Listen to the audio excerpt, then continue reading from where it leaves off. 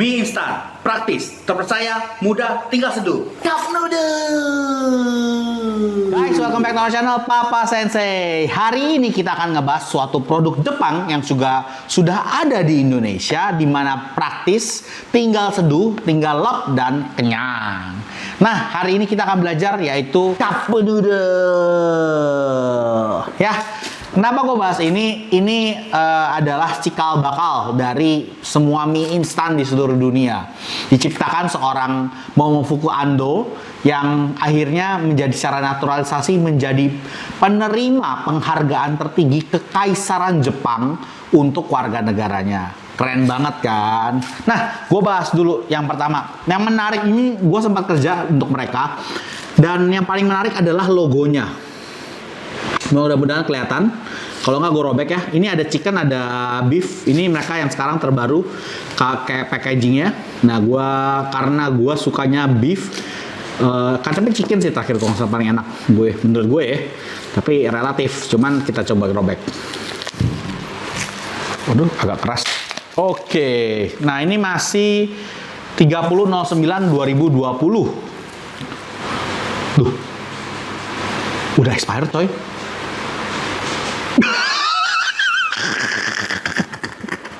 (30.09.2020). Padahal gue beli minggu lalu coy. Oh sorry.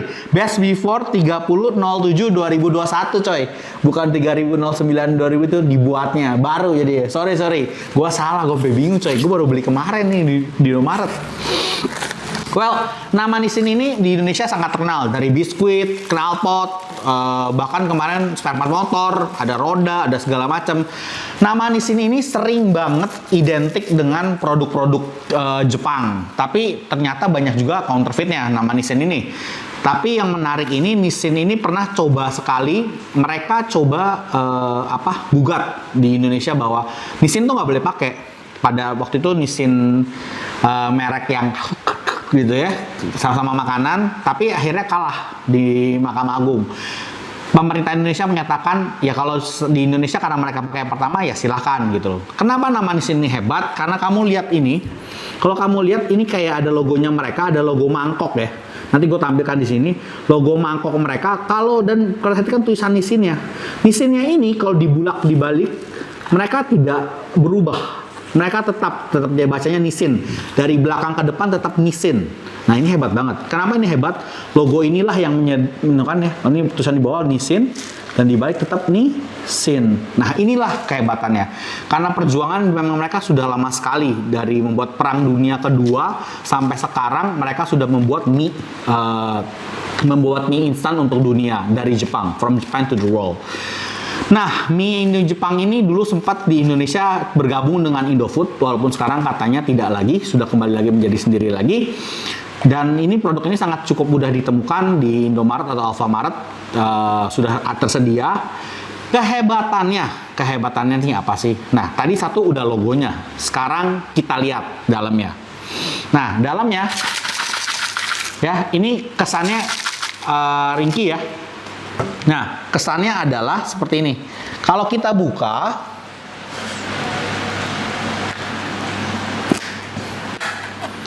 nah, kelihatan? Ini tidak ada plastik sama sekali, coy. Tidak ada bumbu apa-apa. Langsung semuanya udah nyatu. Gila nggak sih? Nah, ini praktis banget. Cuman ada sumpit namanya apa? Garpu. Sama bumbunya sudah larut di dalam. Kelihatan nggak? Kelihatan ya? Nah, ini canggih banget coy. Kenapa gue bilang ini canggih? Sekali lagi ada wortel, ada kering-keringan, ada daging-dagingan ya. Kenapa gue bilang ini? Karena ini bener-bener efeknya eco green. Dan mereka bener-bener sesuai dengan komitmennya mereka. Mereka ingin menjadikan ini makanan yang sangat praktis. Nah, kalau lu mungkin perhatikan merek sebelah pun yang Pop Mie. Nggak boleh nyebut merek lu sebenarnya. Musik Pop Mie merek gue. Tapi adalah mereka satu-satunya kesamaannya adalah menggunakan ini, yaitu garpu. Kenapa garpu? Padahal kan misalnya ciptakan Jepang ya.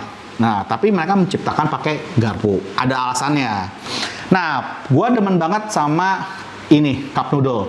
Di Jepang, waktu dulu gue kerja, vending machine-nya banyak. Dan ini makanan termurah selama gue di sana. Makan siang kurang lebih gue makan ini. 115 yen sampai 120 yen. makan yang rasa seafood, kalau lo tahu. Itu murah banget ya menurut gue. Nah, ini bahkan cup noodle ini sudah sampai jadi makanan luar angkasa. Astronot yang dari Jepang bawa ini keluar angkasa dan NASA menerima. Jadi katanya ini praktis bisa dimakan di luar angkasa. Kenapa? Karena ini tidak memerlukan 100 derajat Celcius, hanya 70 derajat Celcius. Ya, dan bahannya ini adalah PV, jadi dia benar-benar tidak meleot. Kalau ada yang pakai styrofoam ya, kalau ini masih pakai PV. Nah, ini yang gue masih ketahu, lu mungkin nggak tahu juga. Ini ada garis tengahnya itu kan ya. Itu tahu nggak ada kelihatan garis nggak? Nah, garis ini, garis yang di sini nih, yang di belakang-belakang sini, itu adalah garis air. Jadi sebenarnya kalau lu mau nuang air, tuangnya sampai situ aja. Kalau mau berasa ya lebih kurangin, ya.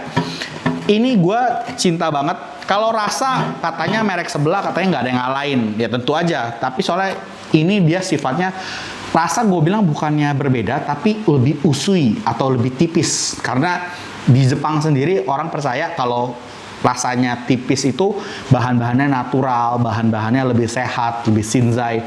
Nah jadi mereka jarang banget yang rasanya strong. Tapi ini juga udah cukup disesuaikan dengan taste bud orang Indonesia sih, menurut gue.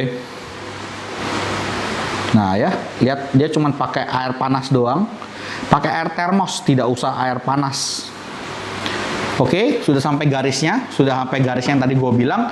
Nah, ini yang rahasia yang orang tidak tahu rata-rata. Kenapa tetap pakai ini? Jadi diajarin sama dulu sama Sacho gue, tinggal di, nah, tempel, langsung praktis, nggak pakai penahan apa-apa piring atau apapun dan cukup, ya. Ya kalau lu mau lebih repot lagi ya tambahin dah kotak tisu gitu kan. Nah gini dulu ya. Nah sekarang setelah kita tutup, sekarang jam 6:48 ya. Nah 6:48 ini gue masih sempat ngomong-ngomong dikit. Gue buka catatannya biar nggak kelihatan bego-bego amat gitu. Nah, waktu itu Jepang kalah pada Perang Dunia Kedua. Jepang kalah pada Perang Dunia Kedua, kan waktu itu mereka harus menelan kekalahan. Nah, waktu itu juga Amerika memberikan bantuan kesannya supaya baik, yaitu memberikan bantuan tepung dan terigu. Nah, jadi rakyat Jepang disuruh makan karena kalah perang nggak ada makanan. Dan diolah menjadi roti. Nah, cuma roti ini kan kalau dalam perjalanan yang panjang segala macam akhirnya jadi jamuran dan mengeras terutama ya bahannya ya. Nah, si Momofuku Ando ini waktu itu dia melihat keadaan prihatin orang Jepang, lalu dia bilang ke Menteri Pertaniannya, lu mendingan bikin jadi mie aja. Jadi mie ini supaya orang ini bisa lebih enak karena dengan air sedikit, dengan ini lebih sehat daripada lu cuma makan terigu kering-kering lu makan, kata dia. Dan orang diketawain sama menteri tersebut ketawain, ngapain sih lu bego banget, susah, kita nggak punya distribusinya, nggak punya ininya, nggak punya itunya, gimana caranya, udah pulang aja sono, katanya. Wah dia kesel dong, wah kok nggak enak nih, kata dia. Akhirnya beliau Pak Momofuku Ando itu waktu itu, nah sebelumnya juga gini, Momofuku Ando ini sebenarnya orang Taiwan ya, nama aslinya adalah Wu Paifu. Nah, gue juga baru tahu tuh, baru lihat Wikipedia kemarin. Nah, beliau ini sebenarnya adalah keturunan pedagang. Tadinya dia berdagang, cuman karena terhimbas perang, dia lalu pergi ke Jepang. Nah, di Jepang itu dia sempat buka spare part pesawat terbang. Nah, tapi dia dituduh menjualkan spare part pesawat terbang di barang gelap, dan dia ditangkap oleh polisi Jepang, dimasukin penjara, dikurung. Nah, dia keluar, tapi dia tetap ya oke lah gue itu. Dan setelah PD kedua, dia tadinya awalnya tetap bilang gue mau kewarganegaraan asing. Kenapa? Dia mau menghindari pajak karena waktu itu ada insentif kalau lu tinggal di Jepang dan lu warga negara asing lu nggak bayar pajak. Nah jadi dia tetap melakukan itu. Nah ketika kejadian itu dia ditolak menteri, tadi balik lagi terus dia bilang aduh udahlah gue pengen coba lagi lah belajar gitu. Nah ada kejadian dia diajak sama temennya, udah lalu daripada mikirin begitu ditolak menteri, ngapain, prihatin, udah kerjasama sama kita bikin bank gitu ya, bikin lembaga keuangan, bukan bank, mungkin koperasi atau bagaimana, gue belum tahu jelasnya. Cuman ternyata dia bilang gua nggak mau nih katanya, soalnya Momofuku Ando bilang gua nggak ngerti gitu-gituan. Tapi akhirnya dia bilang udah gampang, dan ternyata kejadian, plak, dia ditipu temennya, bangkrut. Nah gila men, kan sedih banget, udah umur 50 lebih Tepatnya dia adalah 47 tahun, sorry, bukan 50, ada 47 tahun dia bangkrut, dia belum apa-apa. Lalu dia ke rumah, dia cobain gimana supaya bikin mie yang bisa diawetkan dan gampang dibawa-bawa, dan tidak berhasil, bertahun-tahun nggak berhasil. Tapi dia tentu aja ada orang setia nemenin dia, keluarga dia dibully, bapak lu gila men, mau bikin begini nggak bisa. Tapi semua orang-orang dekat dia percaya. Suatu hari istrinya lagi goreng tempura, terus dia mikir, terus mie ciptaan dia nggak sengaja jatuh ke dalam minyak panas, terus begitu kegoreng. Makanya kalau misalnya lo lihat sebenarnya ada air tuh yang berminyak-minyak, terus soalnya mie-nya tuh digoreng mie instan nih, jadi makanya dia bisa awet. Nah, bukan pakai yang apa-apalah gitu. Karena gue sempat kerja di pabrik mie dan gue nanya sama mereka, bener nggak sih pakai pengawet segala macam? Warna kuning yang berlebih itu pakai tetrasin untuk pewarna makanan. Memang kalau berlebih banget bisa baju lu kuning juga. Bahkan tangan gue pernah sempat kuning sampai ya seminggu 2 minggu dah gara-gara kena tetrasin, walaupun cuma setetes 2 tetes. Jadi kuat banget emang warna kuningnya. Nah, 1972, tadi 47 tahun lalu, akhirnya dia sudah bangkrut dan dia berusaha. Akhirnya dia coba lagi, dia bikin mie instan di depan toko rumahnya. Karena kejadian tadi lihat istrinya tempura masuk, kok bisa ya? Lalu dia bikin, wah gila nih, keren banget. Dan, berhasil nih. Udah hampir 3 menit, kita coba dulu buka. Wah deh, daripada gue asik ngobrol, hujan-hujan, rintik-rintik, apalagi mie instan.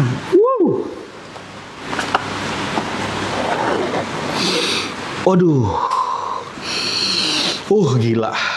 Nah, hebat ya. Ini mie-nya langsung. Waduh. Kelihatan nggak baunya? Waduh, gila baunya enak banget. Mie Nissin ini hebatnya adalah satu, kalau gue bilang, mie-nya kecil-kecil dibandingkan mini, dan mie-nya padat.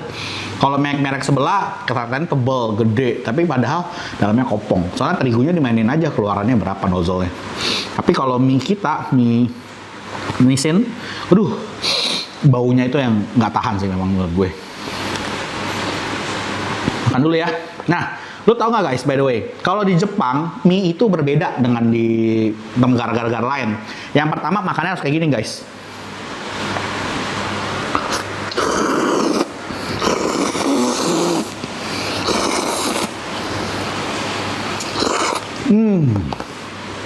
Gue susah nih. Cuma di Jepang katanya kalau mie-nya lu sedot, makan ramen tuh lu sedot makin. Nah itu katanya enak banget, walaupun sebenarnya tadi gue susah nyedotnya. Tapi di Jepang kita belajar, nah kayak gitu. Nah kejadiannya sambil lari ngomong ya, walaupun nggak sopan juga sebenarnya ngomong sambil makan. Tapi Nissin ini akhirnya dia coba jualan depan rumah dan laku banget, sampai dia bikin banyak banget pesaingnya dia. Karena saking banyak pesaingnya dia menciptakan mie yang kualitasnya buruk. Akhirnya dia bikin asosiasi instant noodle Indonesia, World Instant Noodle Association, yaitu WINA. Dia membuat standar baku untuk membuat mie instan. Nah, teknologi ini nih yang dikejar oleh banyak produsen dunia, yaitu bagaimana langsung bumbunya bumbunya minyaknya nggak usah pakai pembahas lagi, langsung masuk dan bisa berhasil. Ya.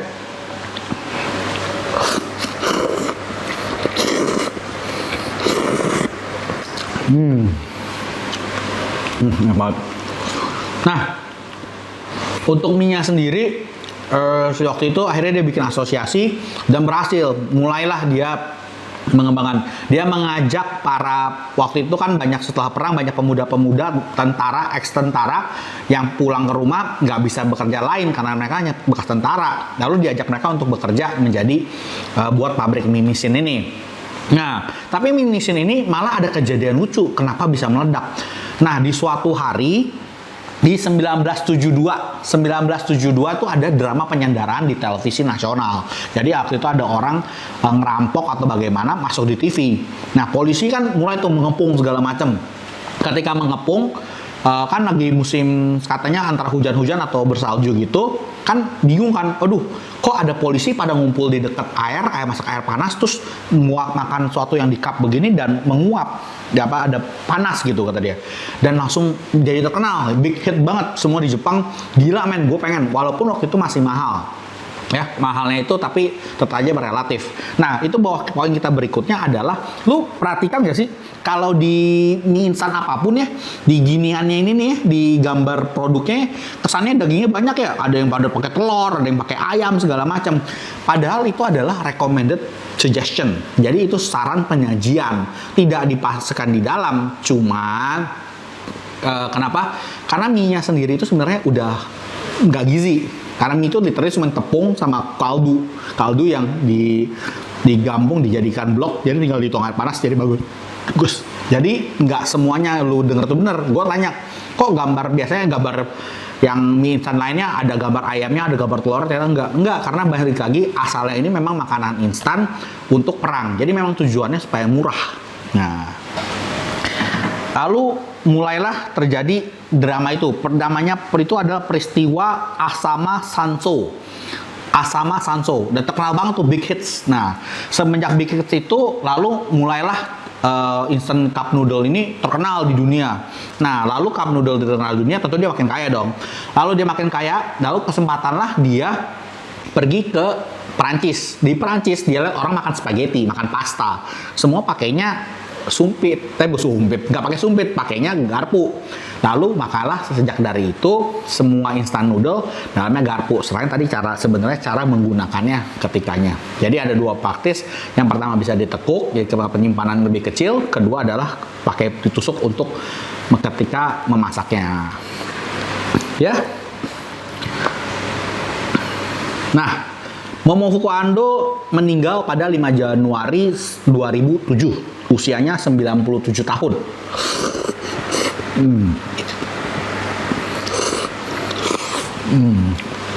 97 tahun dia meninggal. Nah, ketika ditanya apa? Tadi tanggal 2-nya tuh padahal tanggal 2 atau tanggal 3-nya dia masih memberikan wejangan kepada karyawan-karyawan baru di pabriknya. Nah, di pejangannya itu dia bilang rahasia umur panjangnya adalah main golf seminggu 2 kali sama makan instan noodle tiap hari katanya, cup noodle tiap hari. Dan benar, dia makan cup noodle ini tiap hari dan dia selalu mengecek kualitas dari cup noodle. Itu keren banget kan. Nah, bagi lu yang merasa bilang katanya makan instan noodle cepat mati, nah coba lu tantang si Momofuku Ando. Bener nggak tuh dia bilang apa? Lu yakin bisa cepat mati makan mie instan? Momofuku Ando ini 97 tahun. Kalau lu, nah, ya kan? Nah, guys, ini ada dua rasa. Yang pertama adalah ayam, yang kedua adalah beef. Jadi, kalian mau coba yang mana? Oke? Coba ya, guys. Cup noodle, mie instan pertama dari Jepang untuk dunia. By the way, gue nggak dibayar nih sebenarnya sama ini. Ini bukan endorse. Tapi gue memang bekerja di Nissin selama beberapa waktu. Dan gue enjoy banget kerja dengan mereka karena itu. Dan waktu itu sempat juga mereka ada, nanti kita akan bahas berikutnya, mungkin ada mie gorengnya. Mie gorengnya itu teknologinya canggih banget coy. Itu satu-satunya mie goreng di dunia yang menurut gue bener-bener lu masaknya praktis banget. Ya udah segini aja. Soalnya kenapa? Masih hujan. Jadi masih hujan dan gue masih lapar. Jadi gue makan dulu ya. Kasian lu ntar ngeliatin gue makan doang, lu nggak makan. Ya udahlah, buruan sono beli. Ya, jangan lupa. Nihongo no benkyou mo ganbatte kudasai. Jane.